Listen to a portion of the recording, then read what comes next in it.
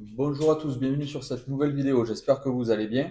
Aujourd'hui, on va s'attarder sur un tout nouveau sujet. Je pense qu'on l'a déjà évoqué sur d'autres vidéos, notamment les voitures qu'on vous a présentées, parce que ce sont des éléments prépondérants aux bases de la préparation, à savoir, on va dire de manière globale, le flux d'air.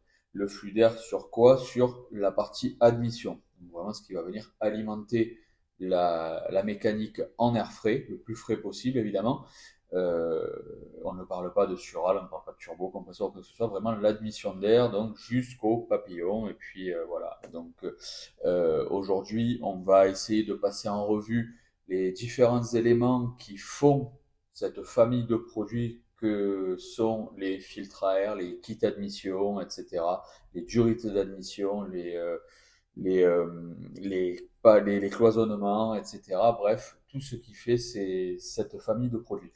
Euh, donc, pour commencer ce sujet, on va bien évidemment passer par la base, parce que c'est aujourd'hui une partie, je dirais, prépondérante du marché, hein. Au-delà de la performance, il y a, et ça on ne peut pas se le cacher, je pense qu'on est tous passés par là à un moment donné, et puis même sur le tard, on a parfois envie de se faire plaisir avec une belle pièce, et il y a ce fameux côté esthétique.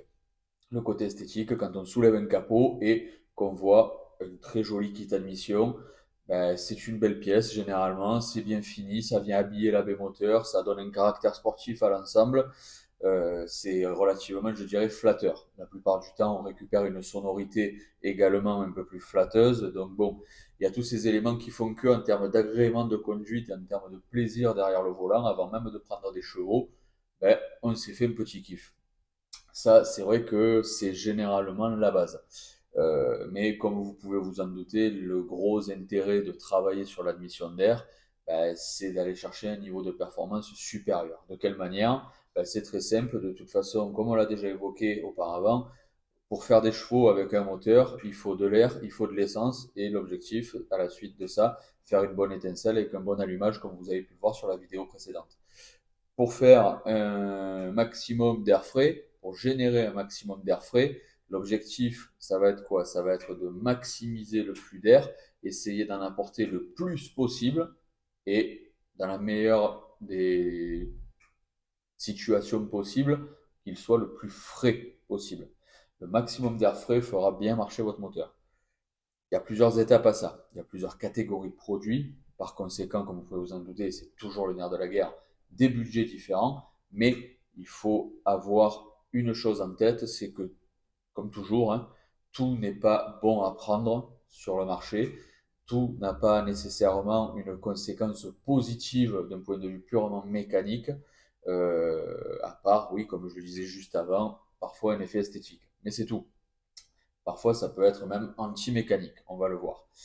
Euh, la toute première chose qu'on va évoquer, du coup, avant de rentrer de manière exponentielle dans les budgets, c'est le ticket d'entrée sur l'optimisation de l'admission d'air, c'est le filtre à air. Le filtre à air, vous êtes équipé de base sur votre véhicule avec un filtre à air de série, peu importe la marque, hein.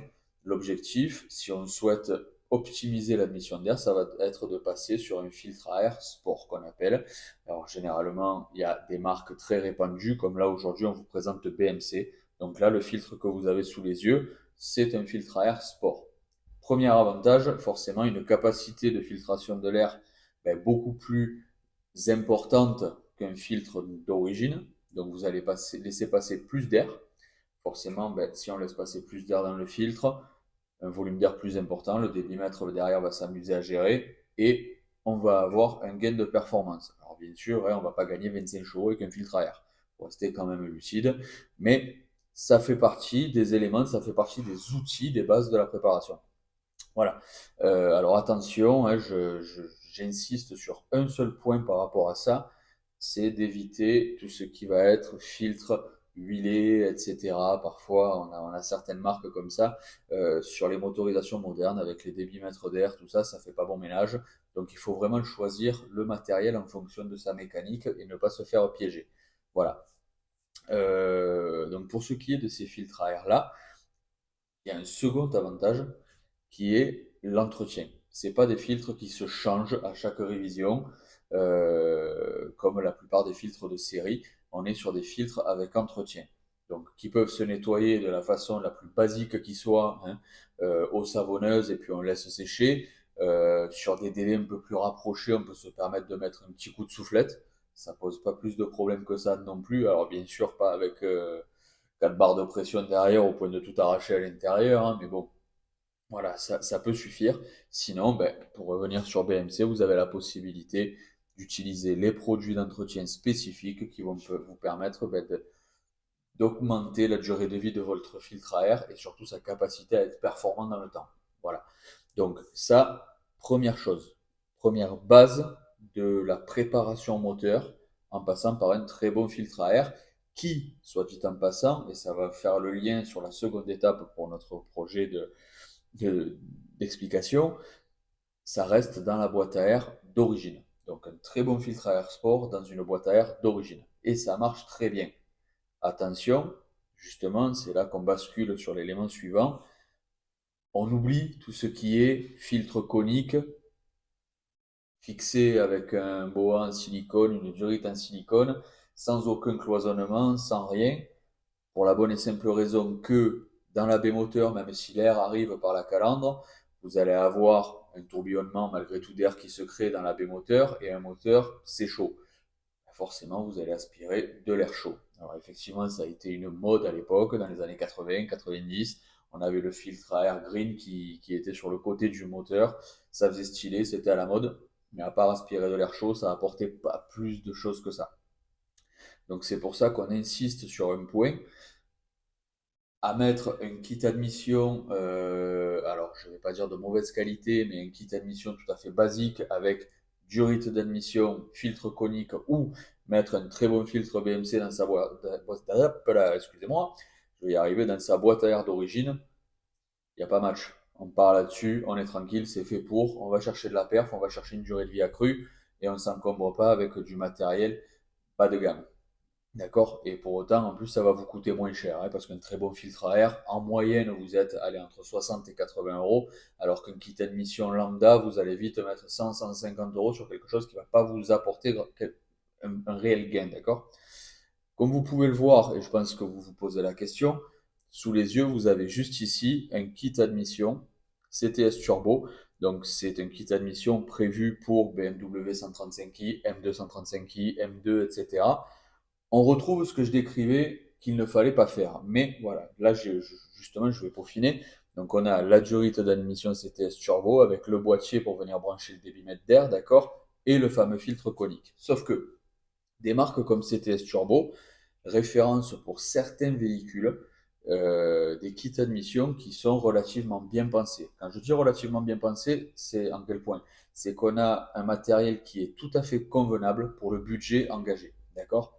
On peut avoir forcément beaucoup mieux, mais c'est la différence entre un kit entre 250, 300 euros et un kit qui va en faire 3000. Là, l'avantage d'un kit CTS Turbo, au-delà de son budget maîtrisé, c'est qu'on a une architecture relativement basique, mais avec lesquels sont fournis différents éléments qui vont venir compléter ce kit admission. D'accord? Ce sont des éléments de cloisonnement qui sont prévus. Alors, c'est très bien fait, hein, vous avez les points de fixation, etc., les perçages. Et vous allez venir mettre donc ces éléments finalement autour du filtre à air dans la baie moteur. C'est prévu pour, hein, c'est plug and play. Il n'y a vraiment pas beaucoup de travail. Là, comme vous pouvez le voir, on a le galbe au-dessus du coup juste après le boîtier pour le débitmètre. Voilà, il y a pas mal de petits éléments comme ça qui sont fournis avec et qui du coup vont venir cloisonner le filtre à air. Alors effectivement, il n'y a pas de capot, mais une fois le capot moteur lui fermé, on vient obtenir quand même un cloisonnement quasi intégral. Donc pour le budget engagé, là sur un véhicule comme une M2 où on s'attend généralement à avoir des très gros budgets tout de suite, c'est quelque chose qui travaille déjà très bien. Là, on commence à mettre le pied vers un vrai kit admission. Là, on commence à parler sérieusement. On n'est plus sur de la quincaille, si je peux me permettre. Voilà. Les pièces sont de bonne facture, c'est très bien pensé, du riz de silicone 4 plis. Les filtres à air sont de même facture qu'un filtre BMC. Vous voyez, donc on est, quoi qu'il en soit, sur l'addition de plusieurs produits de très bonne qualité qui vont vous fournir à la finalité quelque chose de très cohérent. D'accord? Au-delà de ce type de matériel, on peut avoir, en fonction des modèles, encore une fois, hein, un step supplémentaire. Je vais prendre l'exemple de ce kit admission-là, donc qui est prévu à la base pour Volkswagen Golf 6 GTI. Donc c'est Racing Line qui propose ça. On est sur quelque chose de somme toute basique, d'accord? Avec une bouche d'entrée qui va venir se fixer près de la calandre, une boîte à air cylindrique qui a finalement un caractère le plus universel possible, si ce n'est les côtes là pour pouvoir rentrer dans l'encombrement d'une Golf 6 GTI, une durée de silicone 4 plis avec les petites tétines d'évacuation, etc. Et on vient se raccorder au reste du circuit d'origine de la voiture. À l'intérieur, filtre à air sport, d'accord, fourni par Racing Line, qu'on peut à la suite de ça racheter à l'unité, hein. On peut choisir avec les filtres à air en coton, en mousse, etc. D'ailleurs, on va y revenir juste après, il y a un intérêt à tout ça pour ce choix. Là, pour le coup, on est vraiment sur du vrai kit admission. Entrée d'air, filtre dans une vraie boîte à air, une durée de silicone qui se raccorde sur le reste du matériel. Et là, on va venir chercher un véritable niveau de performance et on est sur une pièce qui est très élégante et agréable à regarder une fois qu'elle est dans la baie moteur. L'objectif de ce type de matériel, au-delà de gaver en air frais, il y a cet objectif, comme je le disais tout à l'heure, de maximiser le flux d'air. Quand j'entends flux d'air, c'est quoi? C'est le rythme auquel va se déplacer l'air entre votre calandre et votre papillon d'admission. D'accord? Quand on a des jurys d'admission qui sont coudés, des angles à 90 degrés, des épaulements à l'intérieur, etc., ça génère des turbulences qui vont être anti-performance. Quand on est sur des pièces comme celle-ci, elles sont malgré tout étudiées, elles sont très organiques à l'intérieur, tout est lissé, c'est que des courbes, de manière à venir aider l'air à circuler le plus rapidement possible et en plus grande quantité. Voilà. Donc forcément, quand on part sur ce genre de matériel, ben, c'est là qu'on va commencer à parler de durite d'admission. Donc on va venir rajouter une durite d'admission pareil avec un diamètre un peu plus gros, une partie intérieure la plus fine et la plus fluide possible. Et ensuite on va parler pour les moteurs suralimentés, inlet de turbo, outlet de turbo. Tout ça, ce sont des éléments qui vont venir s'additionner, mais des éléments qui sont tous prévus pour travailler ensemble. À l'intérieur, tout est lisse, tout est prévu pour laisser passer l'air le plus vite possible. C'est comme ça qu'on obtient de la performance, d'accord? Quand je parle de durite d'admission, là on est sur autre chose, on est sur une Audi RS3, vous avez cette durite d'admission proposée par APR, tout en carbone.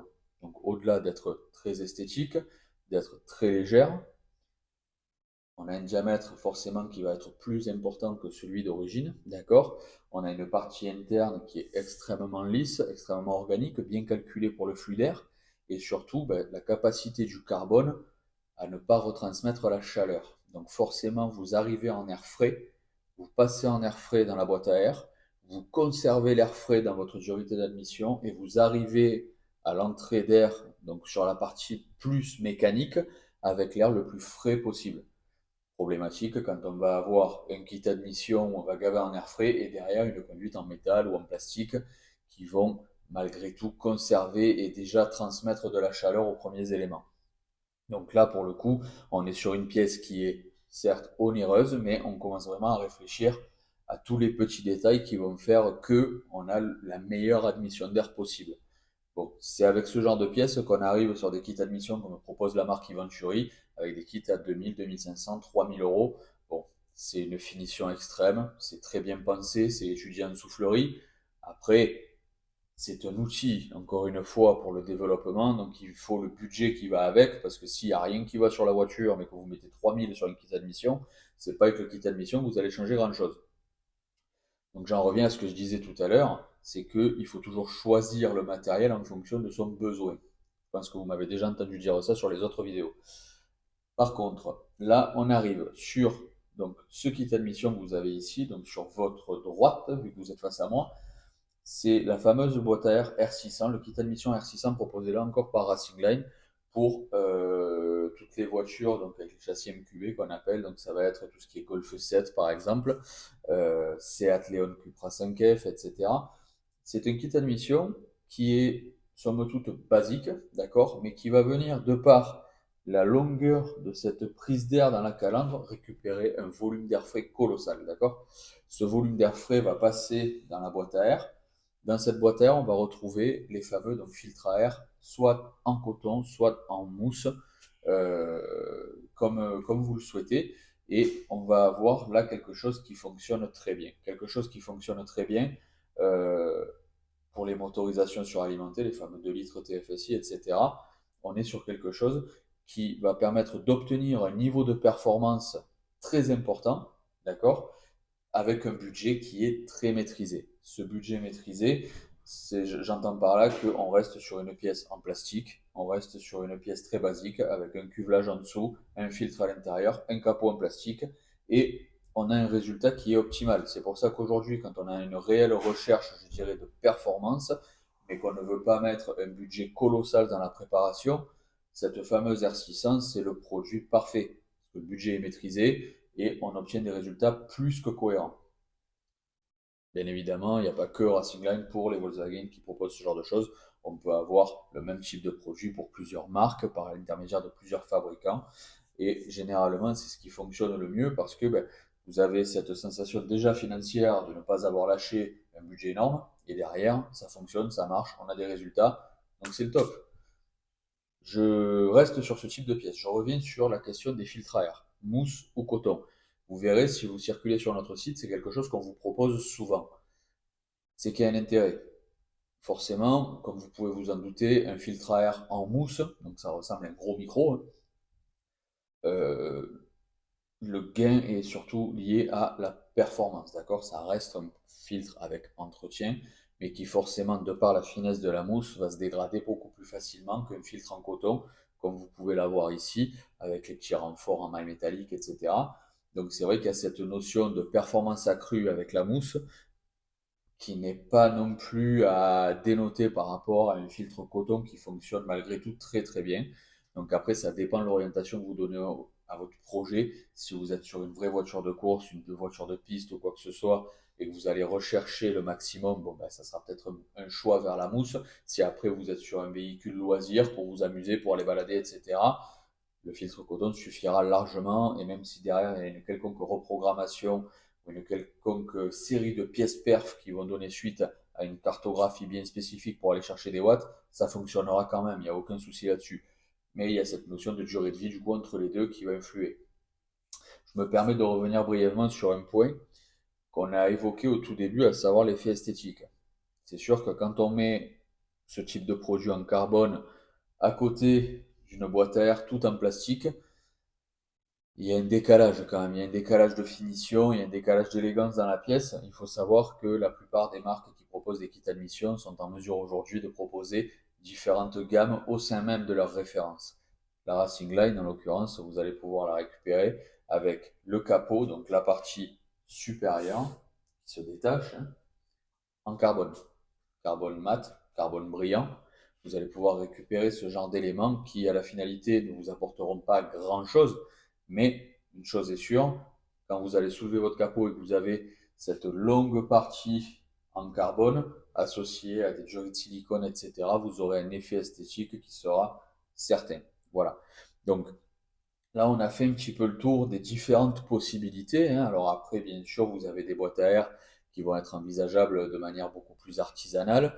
On va avoir du matériel aussi très élitiste, je le disais tout à l'heure, comme une marque comme Eventuri, où on a des pièces qui sont étudiées en soufflerie. Vous voyez, quand les différents éléments viennent s'associer, c'est pas manchonné, c'est juste des joints qui vont venir se ventouser les uns aux autres. Donc encore une fois, à l'intérieur, il n'y a pas d'épaulement pour les phases de manchonnage, d'accord? Donc aucun épaulement à l'intérieur, on est sur quelque chose de très fluide et forcément ça marche très très bien. On est sur des budgets qui s'envolent, mais c'est le haut du panier. Voilà, après ça dépend des budgets de chacun, hein. Donc voilà, écoutez, je pense qu'on a fait quand même le tour de la question de l'admission d'air, d'accord? Je récapitule donc très brièvement entre faire le choix entre un kit admission tout à fait basique avec un filtre à air qui aspire tout l'air chaud dans la V moteur ou un très bon filtre à air d'origine, oui, dans la boîte à air d'origine, un filtre à air sport avec entretien qui vous évite de changer de filtre à air tous les 4 matins, il n'y a pas photo. Le choix, il se porte ici. C'est très accessible. Il y a une disponibilité accrue sur les produits. Généralement, si on n'a pas en stock au magasin, c'est du 24-48 heures pour le réassort. Donc, c'est vraiment le meilleur des compromis qui puisse exister. Et après, derrière, ben, des différences de gamme, des différences de produits en fonction de vos budgets, de vos besoins. Mais quoi qu'il en soit, du matériel le plus adapté possible et sans incohérence mécanique.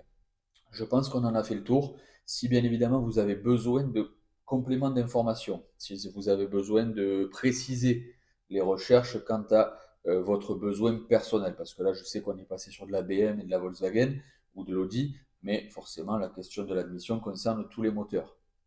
N'hésitez pas à nous contacter, comme d'habitude, téléphone, mail, en commentaire sous la vidéo, pourquoi pas, on prendra le soin de vous répondre. Mais sachez que de manière générale, il y a toujours réponse à tout. Euh, Même pour, alors ça c'est quand même un point fort chez Racing Line qui a développé des kits admission pour la plupart des motorisations de TDI. Aujourd'hui, c'est vrai que le marché du diesel et de la préparation diesel a quand même sa clientèle et qui est de plus en plus grandissante malgré tout, hein, dans une certaine communauté de street racers, comme on aime à dire, hein, les gars qui pratiquent les runs et les courses en ligne droite. Le TDI a encore beaucoup d'engouement et Racing Line propose des vrais kits admission développés pour, donc c'est quand même un sacré point fort. Alors que pour d'autres motorisations diesel, on doit encore travailler avec de la surale faite à la carte, avec de la durite de silicone, des colliers, bref, c'est un peu plus. C'est fait main, comme on dit, hein, mais bon, si on le réfléchit bien, ça fonctionne aussi bien que le reste.